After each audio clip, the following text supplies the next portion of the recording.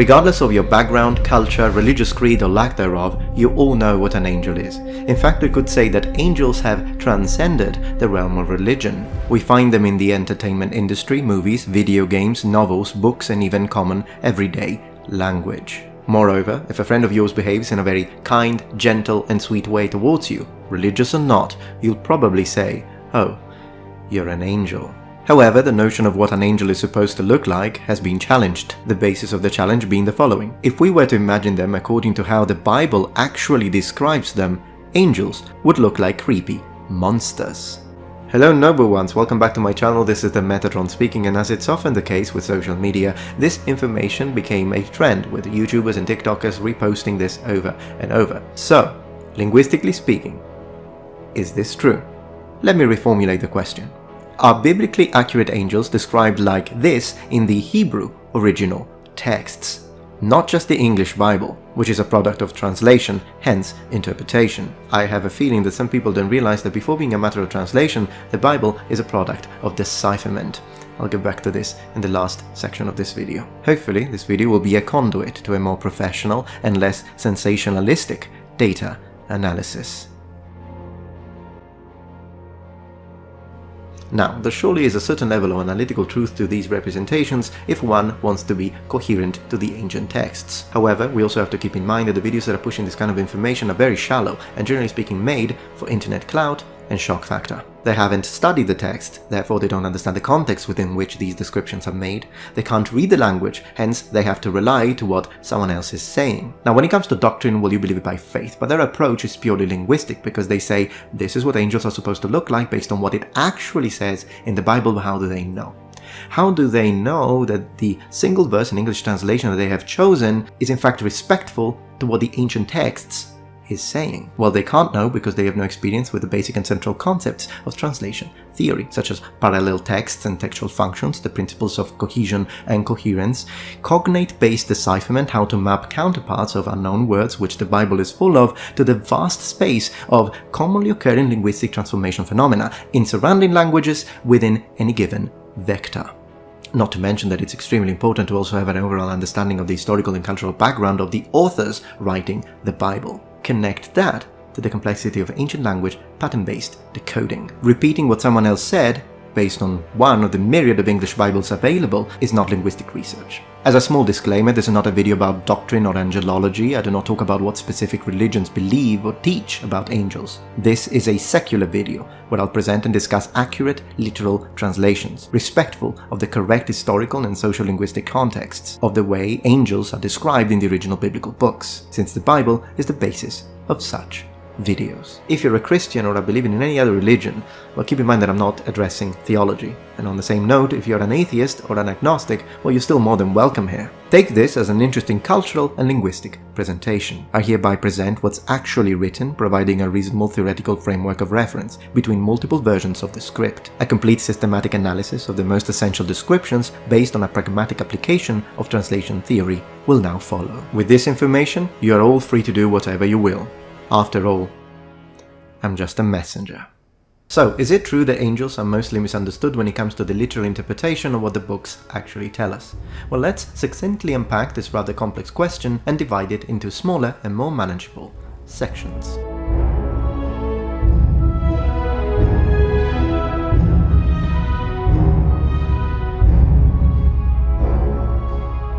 What are biblical angels and what is their function? Let's examine their descriptions, actions, and related phenomena. The English words angel, angels come from the Greek angelos, angeloi, which are direct translations of the biblical Malak Malakim. These words mean messenger. In the Bible, they are always described as physical and tangible entities with very specific physio-anatomical characteristics, which vary significantly among their different kinds, as we will see.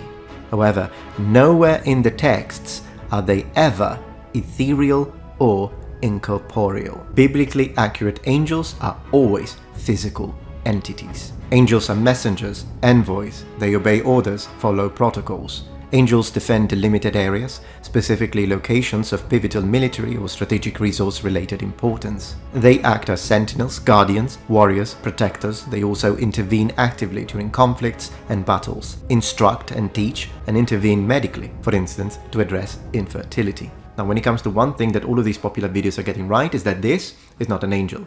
In fact, if you were to consider this to be a biblically accurate angel after having read the texts, it would be a case of inconsistent logic execution. There is no such a thing as a child angel in the Bible. Furthermore, the Malach is a figure that presents itself in a plethora of very different ways in the Old and New Testaments. By Bible reading only, the Malachim appear to be at the lowest tier within the very complex orders of the celestials, where every angelic entity is firm in its respective domain, within a strictly hegemonic hierarchy. And even within this greater sphere of celestials, we have many different levels of power, which is utilized by the entities to interact with physical reality. On the other hand, one thing that was never addressed by all of these videos is that there are situations in which these Malachim look identical to humans, so much so that Paul tells us to always practice hospitality and be kind to strangers, because you never know.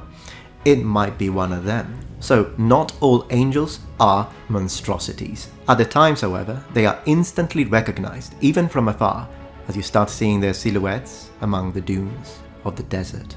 Now here is the kicker. A fundamental common characteristic of biblical angels is that they are dangerous. In fact, I think that this is the best adjective to describe them.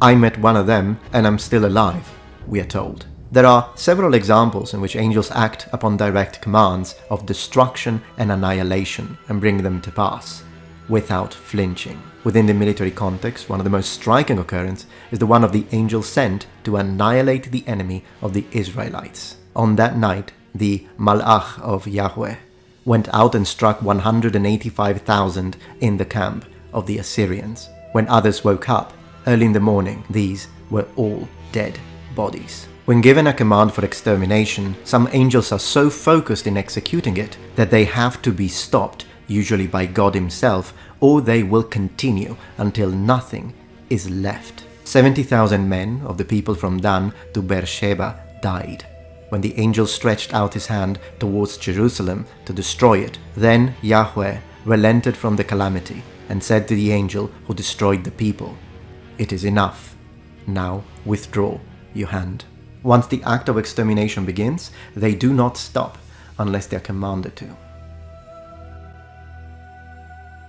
The first reaction of humans seeing a malach is fear, and often the angels themselves have to clarify that they are not there to destroy them. And an angel of the Lord appeared to him, standing to the right of the altar of incense. Zacharias was troubled when he saw the angel, and fear gripped him. But the angel said to him, "Do not be afraid."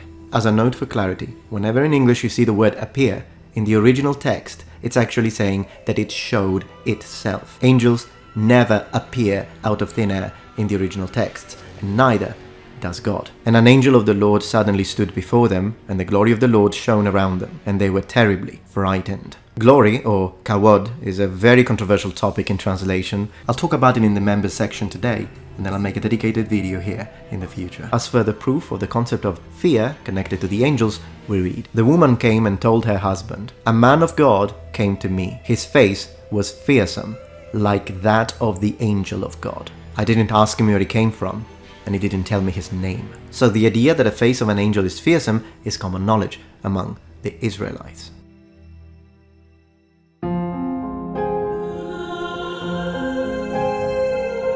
We are not told much about the seraphs or seraphim in the ancient texts. We can start by analyzing their name and meaning thereof. Within the angelic courts, the seraphim are those who are closest to God. Remember that the cherubim always fly underneath the throne of God, whereas the seraphim always fly above the throne of God. They also produce a continuous sound, but differently from the cherubim, the seraphim never stop. Their name derives from a Hebrew word that is connected with the concept of burning, so their name can be translated as the burning ones. The prophet Isaiah tells us that the seraphim are also winged, but in this case they always have 6 wings. Cherubs, or cheruvim, is a type of celestials that appears very early in the Old Testament. These creatures are much more mysterious than the malachim. In fact, understanding what they are is a journey, which requires keys to unlock veiled meanings of very specific words. The first biblical instance of a mention of cherubs or cherubim is at the very beginning of the book, in fact in Genesis. That's when Adam and Eve are cast out of the Gan Eden or Garden of Eden. Cherubs or cherubim are then placed or stationed at the entrance of the garden to prevent access, and they do so physically and with the aid of a weapon, which we are told can attack in all directions. The cherubim are also mentioned as decorative golden icons on the Ark of the Covenant. Here we are told that they are supposed to have wings. When Solomon builds a house of God in Jerusalem, he is instructed to create several statues that represent cherubim within the inner sanctum. We are told that these statues are made of wood but then overlaid with gold. We are told that each was 10 cubits high, and the wings of the cherubim were spread out. Their wings touched each other in the middle of the house. Now this mention is important because we are given two precious details that we can connect with verses later on. The wings touch each other. They were overlaid with gold. You'll see why this is an important piece of information in a second. Also, as you see, we are given dimensions. 10 cubits tall. The exact measurement of biblical cubits and their counterpart in feet is actually quite difficult to find since it's still open for debate. Also considering Egyptian cubits, Phoenician cubits, but one thing we can say is that we can give a rough estimate of between 8 to 15 feet tall. These statues were gigantic. Is this supposed to be the actual height of a cherub? Well, there is a reason to think so, as you will see. In chapter 1 and 10, Ezekiel has a vision of God in which cherubim play a pivotal role. As I looked, behold, a whirlwind came out of the north, and a great cloud bright all around. Fire kept flashing from it. In the midst of the fire there seemed to be gleaming metal. From within the cloud there came the likeness of 4 living creatures. In appearance they were like humans, but each had 4 faces, and each of them had 4 wings. Their legs were straight, and the soles of their feet were like that of a calf's foot. Their feet shone like burnished bronze. I observed the faces and wings of the 4 creatures. Their wings touched one another. Each of the 4 creatures had a human face, the face of a lion on the right, the face of an ox on the left, and the face of an eagle behind. 2 wings of each creature spread out above, touching, and 2 wings covered its body. Whenever the spirit wished, so they went, yet without turning. And out of the fire flashed lightning, and the living creatures moved back and forth like flashes of lightning. Now there is a lot to unpack here. Let's go. We have 2 types of information in these verses: recurring information and new information. We are told that 2 wings of each creature spread and they were touching. This is congruent with the statues created by Solomon. The wings of the statues touch each other, so do the wings of the actual cherubim. Gold has been mentioned twice already when it comes to the statues. We have reasons to believe, as you'll see in the section about the Ofanim, that these creatures do look the color of gold. It is therefore reasonable to believe that the height as well is a 1-to-1 representation of the cherubim. Also, burnished bronze has been mentioned when it comes to the color of their feet. Burnished bronze as a color is also referenced when it comes to the face of Jesus after his resurrection. Also note that now we are told that they have got 4 wings and 4 heads. Of course, number 4 within biblical numerology has a specific meaning, but I won't dive into this one just yet. Right before their description, we are told about gleaming metal. We are then told that they had the likeness of 4 living creatures. So, they are covered in the cloud, then you see gleaming metal, and then you see the creatures. To me, the most respectful translation of this is that the creatures were made of metal. And once again, if we read it literally, it does seem to suggest that they appear as if they were living. Also keep in mind that when the word spirit is found in the Bible in English, the original Hebrew does not say spirit, it says wind. So whenever the wind wants to go, they go. Now the number of wings does vary from 4 to 6, but the 4 heads seem to be a distinguishing feature. Still acting as armed sentinels, the cherubim are mentioned again as they stand in front of the tabernacle. Now when the man went in, the cherubim were standing on the south side of the temple. A cloud filled the inner court, and the sound of the wings of the cherubim was heard as far as the outer court, like the voice of God Almighty when he speaks. Another interesting piece of information that we get here is that the wings of the cherubim create a tremendous noise as they move. The cherubim rose up. They were the living creatures that I saw by the river Chebar. Their whole body, their back, hands, wings were full of eyes all around. To make things even more confusing, we are told that the cherubim can be ridden. And when I say ridden, the fact that you can ride them, we are talking about the specific verb in Hebrew that is used to ride a horse, for example. When we are told about the angelic choir or the divine breeze, it's always referring to the sound that precedes the arrival of the chariot of God, a tumultuous noise. When you say that the cherubs bless, for example, it's probably a way to represent the noise they produce. And as Ezekiel tells us, when the cherubs stop, the sound that they produce immediately stops with them. And so does the wind present in all of the settlements of the Elohim. So, the cherubim move, they produce a sound. The cherubim stop, they stop the sound. Keep this information in mind as we jump into the next section and the next celestials.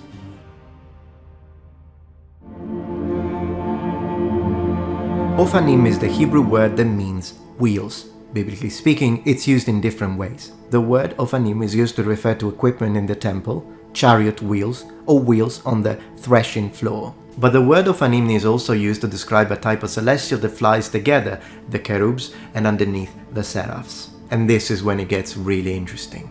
Ofanim are mentioned in Ezekiel.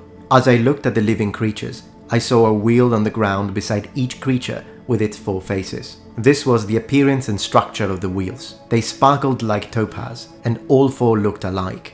Each appeared to be made like a wheel intersecting a wheel. As they moved, they would go in any one of the 4 directions the creatures faced. The wheels did not change direction as the creatures went. Their rims were high and awesome, and all 4 rims were full of eyes all around. And then I saw 4 wheels beside the cherubim, one beside each cherub. The wheels radiating when sparkling like diamonds in the sun. All 4 wheels looked alike, each like a wheel within a wheel. When they moved, they went in any of the 4 directions but in a perfectly straight line. Where the cherubim went, the wheels went straight ahead. The cherubim were full of eyes in their backs, hands and wings. The wheel likewise were full of eyes. I heard the wheels called wheels within wheels. They are wheels at cross angles. We are told the wheels had the color of beryl. In the Apocrypha Book of Enoch, we are told about celestials. We are not told about their names, but they are directly called the many-eyed ones. Their description fits that of the Ofanim, and we are also told, and round about were Seraphim, Cherubim, and Ofanim, and these are they who sleep not, and guard the throne of his glory. Even though Cherubim, Seraphim, and Ofanim are completely different entities, they do have one thing in common. They never sleep.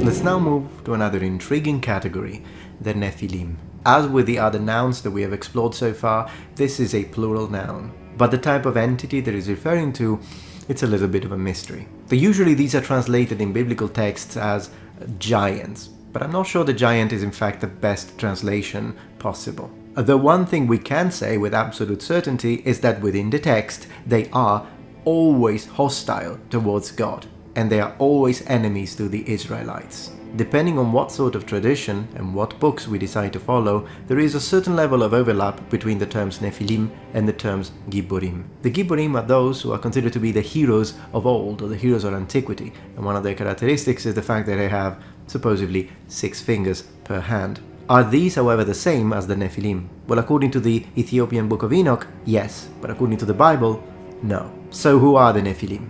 Well, depending on how we decide to interpret or translate the origin word nafal, it could be translated as those who were left to live or not killed. But it could also mean those who descended or fell. But there is another interpretation that is rather fascinating. There would be a literal interpretation of the singular form, which is the constellation of Orion. So are these fallen angels then? The idea that the Nephilim could be fallen angels coming from the heavens is of course speculative when looked at it from biblical knowledge alone. But we do have the mention of 200 angels that rebelled and were called the Watchers, their leader being Azazel.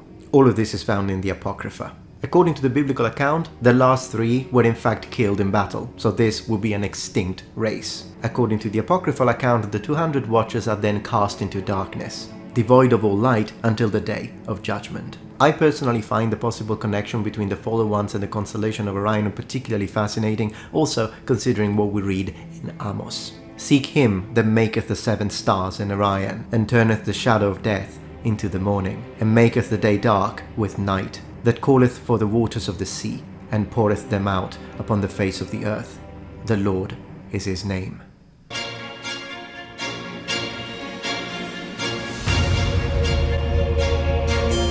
We shall now begin the section dedicated to the great names, and who is more appropriate to begin with than Michael himself? Michael. The name Michael means who is like El. The word El is the mysterious word that is normally and traditionally translated as God, although no one really knows anything about the origin of this word and its plural form, Elohim. He's also described as the head commander of the hosts of heaven. At that time shall arise Michael, the great prince. He is also described as the prince protector of Israel. So Michael is described as a great military commander, at least in Revelation 12. Now, being an angel, or according to some traditions, archangels of great importance, it is not surprising that we find many shrines or centers of worship dedicated specifically to Michael. You find many of these churches and centers of worship scattered all around Europe. You find them in England, you find them in the Middle East. A very famous Italian one is in the city of Turin. The one thing you might not know is that if you look at all of these centers of worship dedicated to Michael from above, meaning from the top of a map, here is what happens.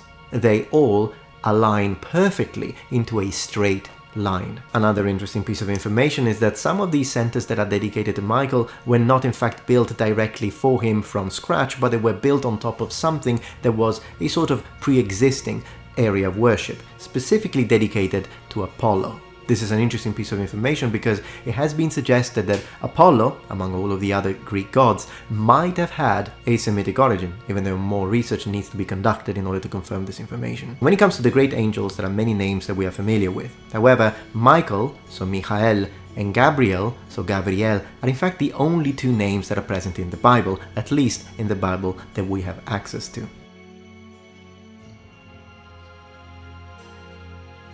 So if Michael or Michael means who is like God, well, what about Gabriel? Well, Gabriel comes from the Hebrew word Gabriel, which can mean either man of God or power of God, or power of a El.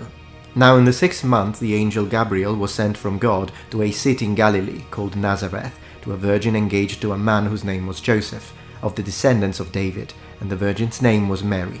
And coming in, he said to her, "Greetings, favored one, the Lord is with you." Whenever you say Gabriel or Gabriel, you're not necessarily always talking about the same angel. You might in fact be using the word that means a sort of office within the military command or hierarchical order that we have among angels. Now, apart from Mary, mother of Jesus, and Elizabeth, mother of John the Baptist, who have both seen Gabriel or a Gabriel, there is also another character in the Bible by the name of Daniel who has met one of them.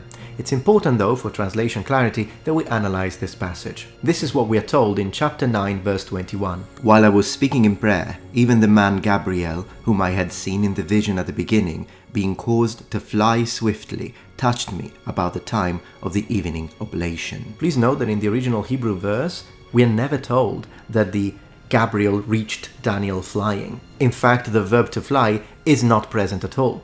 The only thing we are told is that Gabriel reached Daniel being very weary or full of weariness or fatigue. No flying in this case. Now, theologically speaking, you can add whatever you want. But to say that the verse says that Gabriel flew and reached Daniel is complete fantasy. It is not present in the book. Another detail worth of note is that in the original text we are told that the man Gabriel reached Daniel being very weary or fatigued. Well, the word man has been mostly removed in the majority of translations. It is there in Hebrew, however. Therefore, once again, it's possible that the word Gabriel does not denote one single specific kind of flying angel, but an office or a function that can be operated both by a human or an angelic Malachim. And the angel answered him, "I am Gabriel, I stand in the presence of God."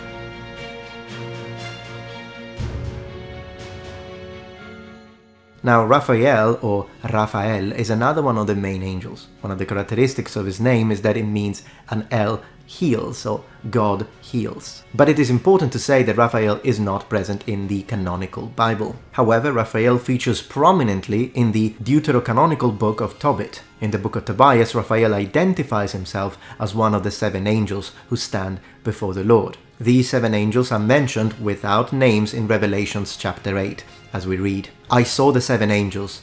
He's one of them. He's admitted into the presence of Elion."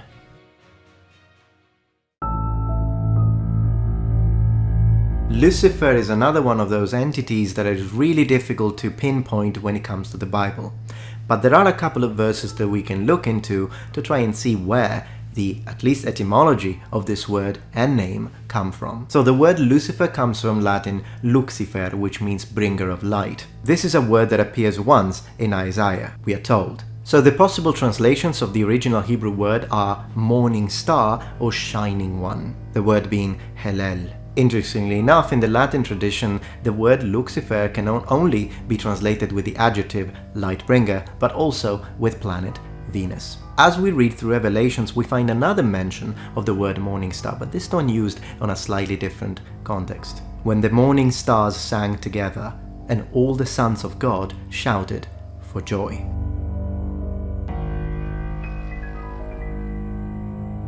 As we were saying, of the 7 great angels, the only 2 names that have biblical basis are Michael and Gabriel. As we said, the 3rd angel is recognized as being Raphael, and the 4th angel would be, according to some traditions, Uriel, the angel of wisdom. Once again, this is just a brief mention, since the video, for its own nature as response, is only biblically based.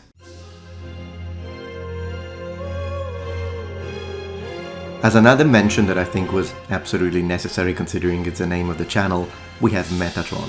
Metatron is another one of those angels that is not mentioned in the Bible. According to some traditions, he is the angel with 72 wings, the only angel that is allowed to sit in the presence of God because of his function as heavenly scribe, so the angel that writes down the deeds of mankind.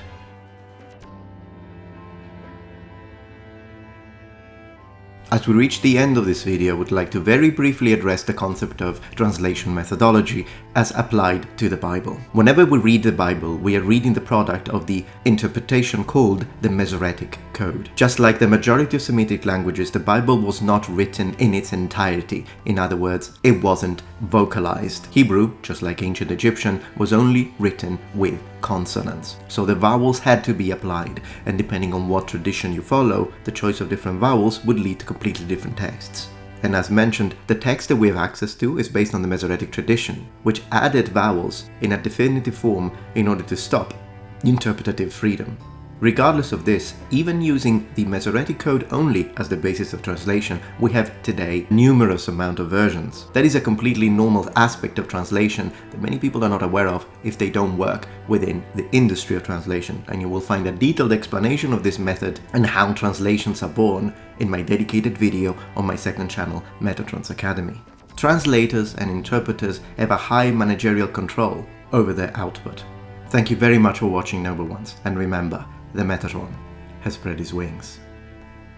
Goodbye.